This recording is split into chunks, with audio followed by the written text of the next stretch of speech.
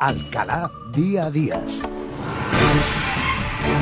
Y cuando son las 11:12 de la mañana, acudimos al Centro de Estudios Avanza. Como cada miércoles lo hacemos para encontrarnos con la pedagoga Cristina González Cava, que tenemos al otro lado del teléfono en la mañana de hoy. Buenos días, Cristina. Hola, buenos días, Sonia.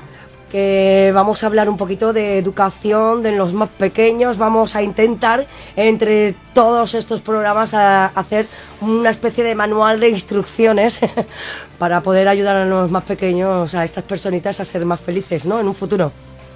Sí, exactamente. Sobre todo hoy un tema bastante interesante que creo que a todos nos va a ayudar un poquito más. Cada vez son más numerosas las noticias de padres que han denunciado que a su hijo le acosan los compañeros de colegio, y a veces pues estas denuncias llegan demasiado tarde, cuando ya el menor está seriamente perjudicado. No es una cuestión aislada, el acoso escolar existe, ha existido siempre, y no es un problema que haya que dejar pasar porque todavía algunos consideren que es cosa de niños, como siempre no se ha evadido el problema, ¿verdad, Cristina? Exactamente. Hay que tener en cuenta que, como tú bien dices, siempre ha existido y siempre usamos mucho la coletilla de, bueno, esto son cosas de niños, pero llega un momento en que no son cosas de niños. Claro que no, eso va a influir de una forma muy seria en el crecimiento, en la felicidad de esa persona, de ese futuro hombre o mujer. Pues, Cristina, ¿cuándo deja de ser cosa de niños y se convierte en bullying? Pues eso realmente comienza cuando esas humillaciones y esas agresiones a un niño se repiten y se manifiestan y mantienen durante un tiempo largo. No solamente hablamos de violencia física, también puede ser una violencia psíquica e incluso social, ¿no? Porque te pueden amenazar, te chantajean, te quitan durante un largo tiempo la comida o tu desayuno en la hora del recreo, y entonces por eso te digo que es importante también valorar las consecuencias psicológicas que tiene ese niño que está siendo acosado, porque pierde su autoestima, no sabe defenderse. Y sobre todo en el acoso escolar es difícil llegar a detectarlo. Por eso los adultos que pues rodeamos a la víctima puede que no nos demos ni cuenta o pensemos lo que tú has dicho al principio, ¿no? Estas son cosas de niños, pero es importante detectarlo a tiempo. Cuando podemos valorar ese proceso típico de acoso. Como te he dicho antes, comienza sobre todo con insultos, con motes, pues, por ejemplo a la niña que es más gordita, o al niño que usa gafas, o a lo mejor que tiene más pequitas en la cara. Entonces se empieza a hablar mal del niño y vuelve a siembran rumores malintencionados también sobre el pequeño. Entonces el objetivo, lo que ese acoso típico, el objetivo que siempre se persigue es que sientan miedo a las agresiones, a las burlas, a que se cuente algo negativo sobre él. Entonces, ese acoso escolar, aparte de que sea un acoso típico, como te he comentado, de amenazas, de insultos, de que te dejen aislado cuando se hacen juegos en común, también se manifiesta con agresión física, las típicas collejas o poner zancadillas o empujarle cuando está pasando por el pasillo, o esconderle o quitarle las pertenencias. Ese es el tipo de acoso típico. ¿Vale? Y un acoso psicológico, porque claro, cuando es una agresión, cuando hablamos de agresión, pues como que es más palpable, ¿no?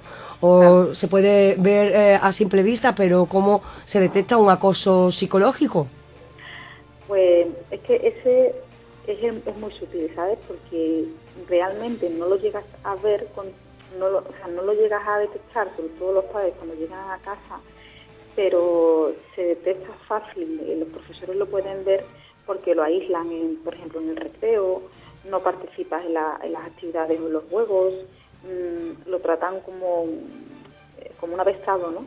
Incluso se alejan de él. ¿Y qué pasa? Que esos agresores, entre comillas, que lo apartan, hacen también que los otros que no participan en ese tipo de agresiones, al final también, indirectamente, se vean afectados por ello y también lo alejen, con el miedo de que también sean ellos rechazados.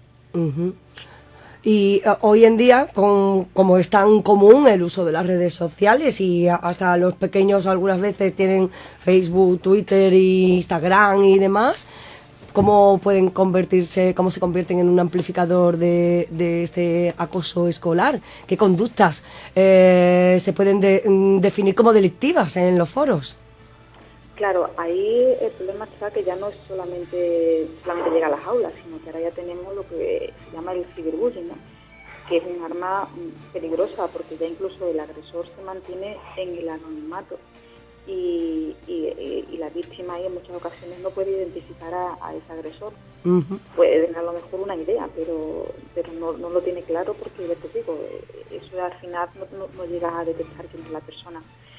Y claro, eso es un problema. También podemos estar ante acciones delictivas en este caso y ahora con el tema de las redes sociales hay que tener mucho cuidado porque se agranda todo mucho más y el derecho al honor y la intimidad del menor se ve ahí mucho más afectada.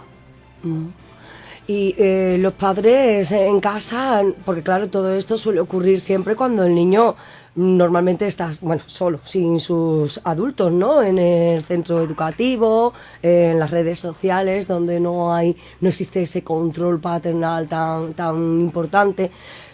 ¿Qué pueden hacer en qué se deben fijar para detectar que su hijo está sufriendo acoso escolar o bullying? La familia aquí, Sonia, es muy importante, esos papás. Por eso yo siempre, que ya os he comentado en otras ocasiones, en otras sesiones, el clima que tenemos que tener en casa tiene que ser de confianza y comunicación, ya no solamente con este tema, sino con otros. Porque eso lo que te sirve es que el niño se abra a nosotros y nos cuente cosas de lo que va pasando en su colegio en el día a día, ¿no? Entonces, en este ambiente tan distendido de comunicación, confianza, es más fácil que tu hijo te cuente si tiene algún problema.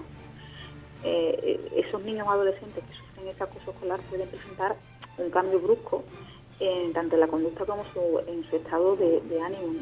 Entonces, los padres, nosotros podemos detectarlos porque conocemos a nuestros hijos, igual que sabemos cuando se pone malo o va a caer en algo que se va a poner malo. Tú como madre o como padre lo llegas a detectar. Entonces, cuando tú ves un cambio de estado anímico, se pone a llorar fácilmente, presenta síntomas físicos, marcas, rasguños, tiene trastornos somáticos, ¿no? Vómitos, insomnio, el rendimiento escolar incluso también se ve afectado. Entonces, eso ya te está te alerta de que algo pasa.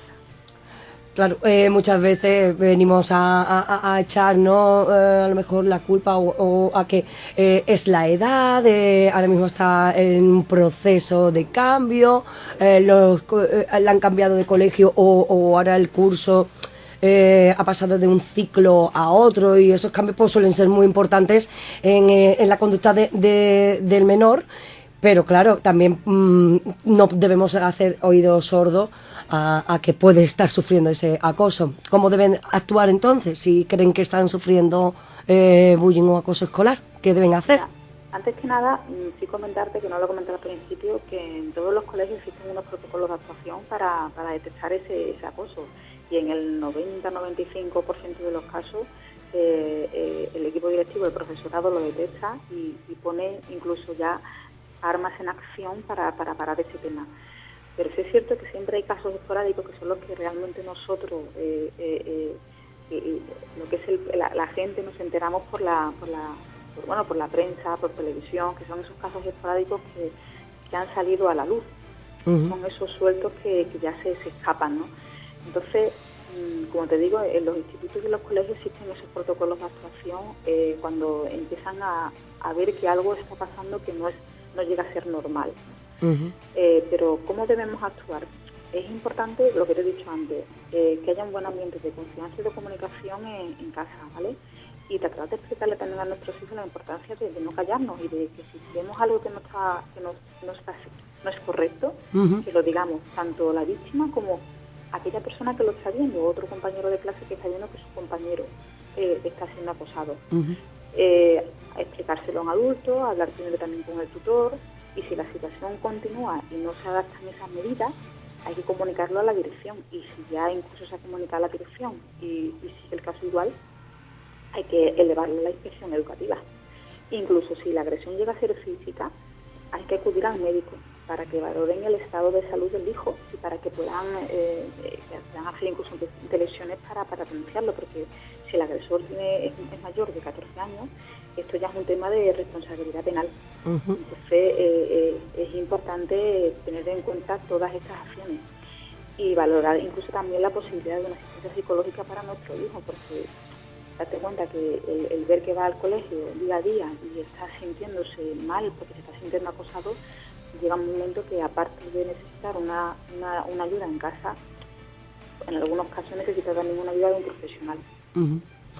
Claro, porque digamos que el problema lo traemos a casa, pero realmente la mayoría de los niños ese problema viene del colegio. ¿Son los colegios los últimos responsables del acoso escolar? ¿Y cómo deben de actuar estos colegios, los profesores como institución ante todo esto? A ver, como te he comentado, los centros escolares tienen el protocolo de actuación establecido, además que está establecido por la Consejería de Educación, incluso en el Estado por el Ministerio de Fomento, pero el centro escolar tiene la responsabilidad de tomar esas medidas oportunas para garantizar que un niño vaya al colegio y esté seguro, ¿vale? Pero también es importante que los padres, o fundamental, que sufren ese acoso, lo comuniquen para que puedan estar al tanto, investiguen, de saber lo que está ocurriendo. El centro debe hablar con las partes implicadas, tanto con la parte del agresor como la parte de la víctima, incluso que también entre en juego el equipo directivo, el equipo de orientación, trabajar el tema en tutorías, en clases, en sesiones. Es decir, se tiene que hacer partícipe de todas las partes que integran un centro escolar e incluso de los propios padres, que sepa todo el equipo, incluso la asociación de padres, lo que está ocurriendo. Y si la situación excede de los recursos del centro, es imprescindible que este centro recursa a otros organismos oficiales como puede ser la Inspección Educativa, Fiscalía de Menores, Servicios Sociales, etcétera. No se puede quedar parado en que si no es capaz de resolver el centro escolar, lo dejemos ahí. No, hay que escalarlo a superiores. Cristina, y para terminar, ¿podríamos definir a un típico acosador y a un típico acosado? Mira, no existe un típico acosador y un típico acosado, ¿vale? Pero existe personas más vulnerables, ¿vale? Niños o niñas más vulnerables a ciertos comentarios. Yo siempre pongo el caso de la chica o el chico gordito de clase.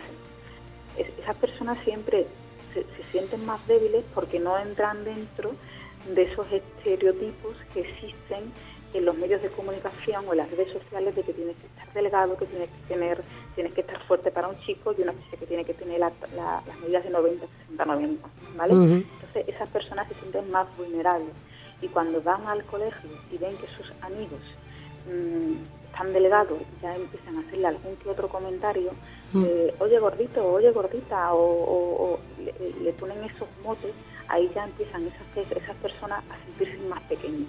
Entonces, no es que exista un tipo de acosado o de víctima, sino que son los que se sienten más vulnerables ante hechos o ante defectos que ellos mismos se ven, que es que no es que sean defectos, pero ellos se los ven.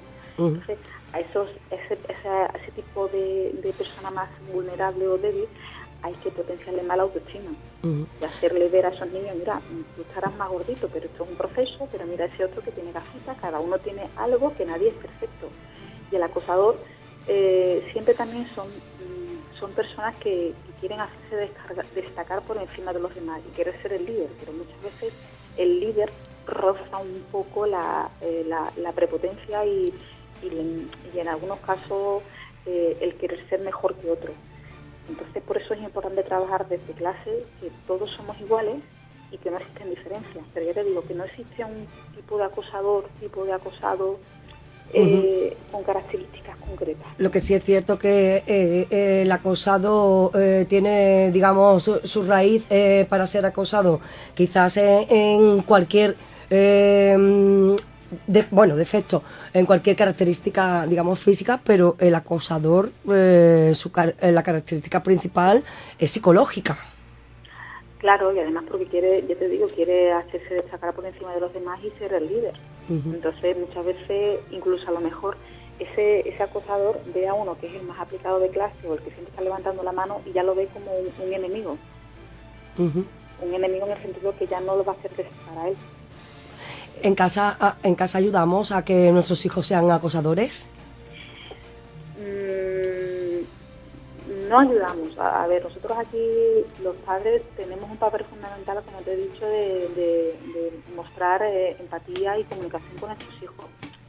Pero sí es cierto que si venimos no tiene por qué, ¿vale? Pero si el ambiente que tienes en casa tampoco es muy favorable y lo que estás viendo en casa es el típico maltrato psicológico, maltrato físico, esos niños también no es que vayan a ser unos potenciales agresores, no lo van a hacer, pero sí es cierto que van a ir ya a clase o van a ir al colegio de manera diferente. Pueden ser incluso un agresor o pueden ser incluso un acosado. Pueden encontrar en los dos extremos. Sí, lo que también quería decir, Sonia, que es importante detectar el acoso, cómo detectar ese acoso.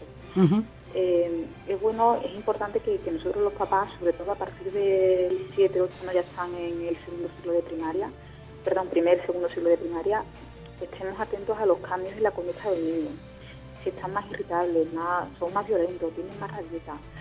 Esos síntomas psicosomáticos que he dicho al principio, que empiecen, por ejemplo, me duele la barriga, que no quiero ir a clase y se convierte esto en algo recurrente, estemos pendientes, porque ese tipo de detalles, el resistirse a no querer ir al colegio, que nunca te hable de las cosas que se hacen en el colegio, que tenga un bajón repentino en su rendimiento escolar, que no quieran ir tampoco a las excursiones, que no les inviten nunca a los cumpleaños, todo ese tipo de detalles tenemos que estar pendientes porque eso puede ser un síntoma de un tipo de acoso.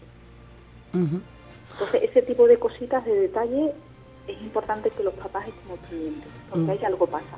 Sobre todo si tu hijo no te lo cuenta. Pues sí, la verdad que estamos hablando de un problema bastante serio, que ha existido siempre, pero nunca se ha tratado como se está haciendo ahora. Cristina, muchísimas gracias por colaborar con Radio Guadaira y con este espacio en Alcalá día a día cada miércoles. Venga. Muchísimas gracias y hasta el miércoles que viene. Siempre interesante las palabras y los temas que venimos a tratar. Gracias a Avanza Centro de Estudios, situado pues al lado de Mamá Goye, de enfrente del Instituto Monroy. Gracias, Cristina. A vosotros. Hasta la semana que viene. Vamos ahora. Alcalá día a día.